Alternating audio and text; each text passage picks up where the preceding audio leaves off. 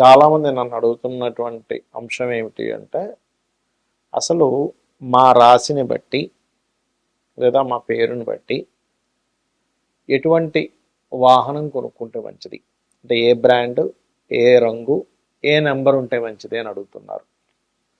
ఇది నిజంగా ఉంటుందా? ఎందుకంటే మనకు చూడండి, పాతకాలంలో గొడ్డు వచ్చిన వేళ బిడ్డ వచ్చిన వేళ అంట. గొడ్డు అప్పట్లో గొడ్లు అంటే ఏంటంటే వాళ్ళకి ఆవులు అవ్వచ్చు, గుర్రాలు కావచ్చు, ఇట్లాంటివి. ఇప్పుడు మరేమిటి, ఇప్పుడు మనకి వాహనాలు. అయితే దీన్ని అసలు ఎలా చూడాలి?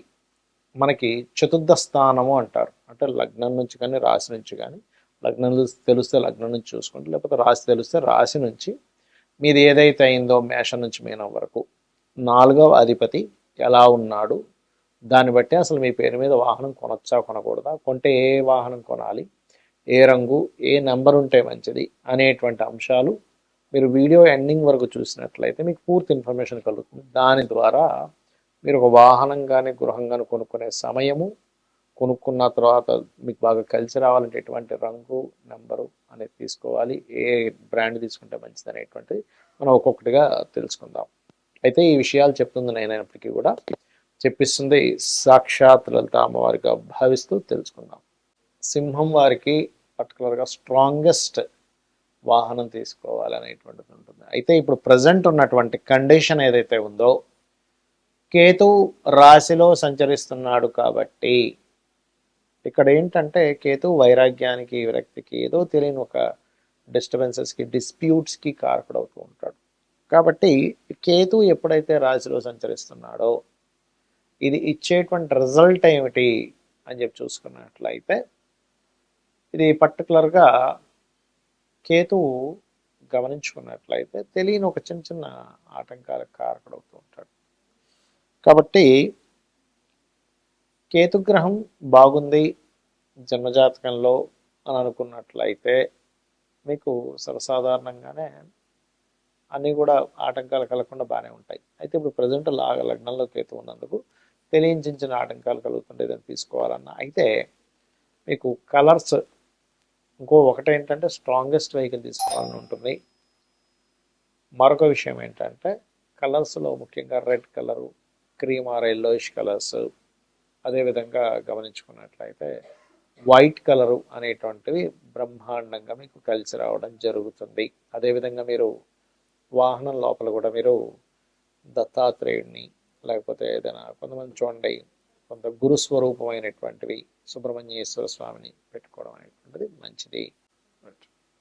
ఫస్ట్ ఆఫ్ ఆల్ ఏంటంటే మనకి వర్గు అనేటువంటిది గృహానికి ఎలా అయితే వాడతామో సేమ్ యాజ్ ఇట్ ఈజ్ ఒక వాహనం విషయంలో కూడా కొన్ని సంవత్సరాల తరబడి నేను రీసెర్చ్ చేసినప్పుడు, అంటే ఒక పేరు గల వ్యక్తికి ఏ వాహనం తీసుకున్నప్పటి నుంచి అతనికి బాగా కలిసి రావడం జరుగుతుంది.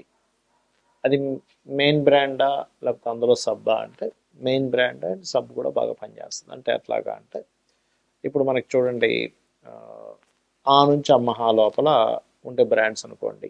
ఆ అంటే ఆడి, ఈ అంటే ఇంకొక బ్రాండ్, ఊ అంటే ఇంకోటి, అట్లా అంటే మొదటి అక్షరం వచ్చేలాగా.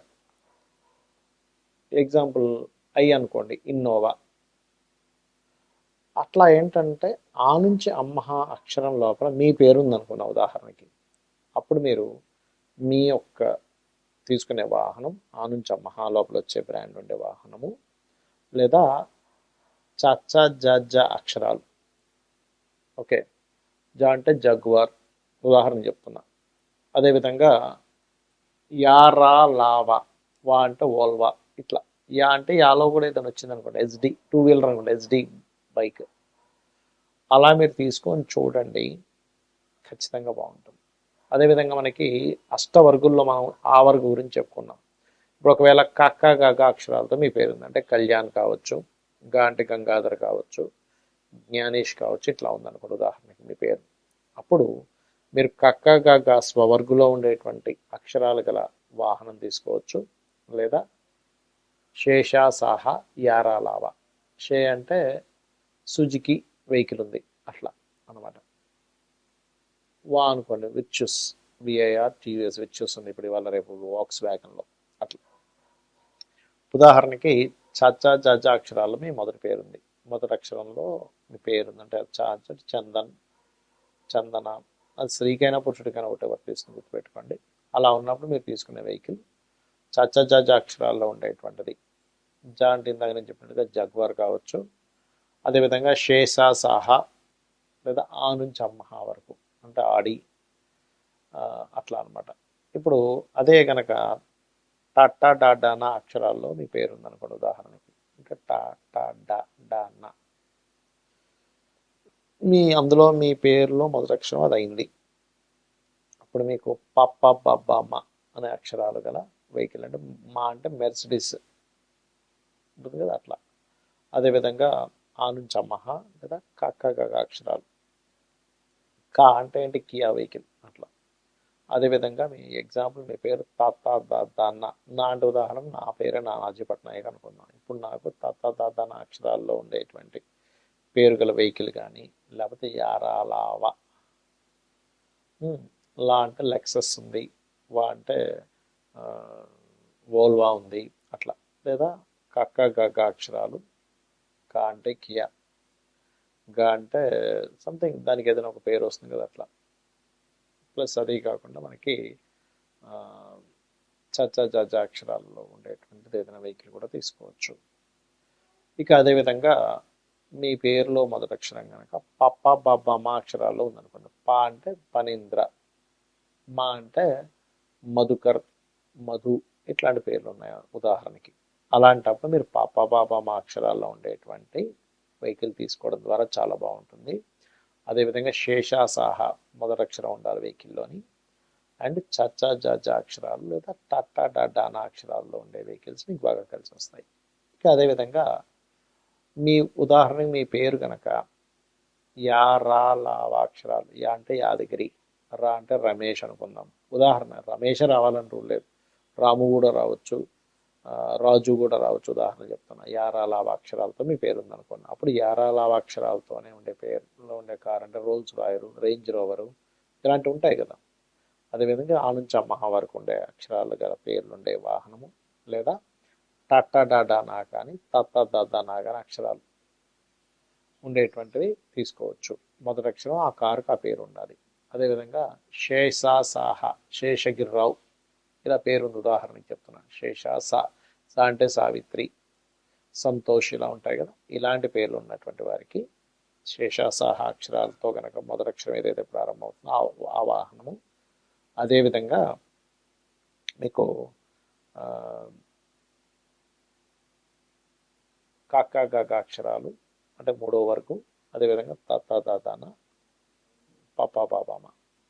ఈ రకంగా మీరు ఆ నుంచి అమ్మహ వరకు మొత్తం అష్టవర్గులది మనం తెలుసుకున్నాం. అదేవిధంగా మరి న్యూమరికల్గా అని అనుకున్నాం. న్యూమరికల్గా అంటే ఏంటి? 1 నెంబర్లో మీరు పుట్టారు ఉదాహరణకి, అప్పుడు దీన్ని డెస్టినీ నెంబర్ ఏంటి అంటే 1 నెంబర్ బర్త్ నెంబర్ అయితే డెస్టినీ నెంబర్ పూర్తి అంటే డేటు మంత్ ఇయరు గనక తీసుకొని దాన్ని మొత్తం కూడేమనుకోండి ఒక నెంబర్ వస్తుంది. అంటే ఏంటి?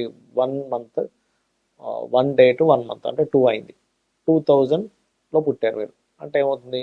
సున్నాలు తీసేస్తే 2 అంటే 4 అంటే 1 ప్లస్ 1 2, 2 ప్లస్ 2 4 అంటే మీది డెస్టినీ నెంబర్ 4 అవుతుంది, బర్త్ నెంబర్ 1 అవుతుంది.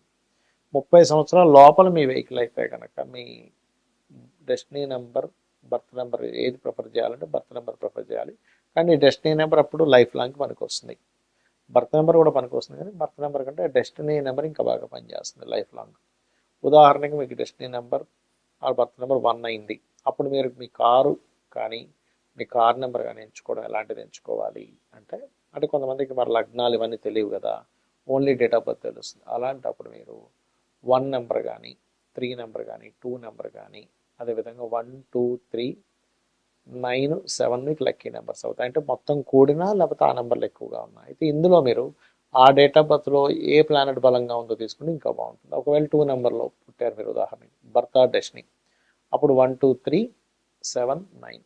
3 నెంబర్లో పుట్టారు 1 2 3 7 9. ఇక్కడ కూడా 4 నెంబర్లో పుట్టారు, ఇక్కడ మాత్రం మారుతుంది. ఎలాగా అంటే 4 5 6 8. 8 కూడా మంచిదే 4కి, 4 5 6 8. అదేవిధంగా 5 నెంబర్లో పుట్టారు అనుకోండి, 5 6 8, 4 కూడా పనిచేస్తుంది.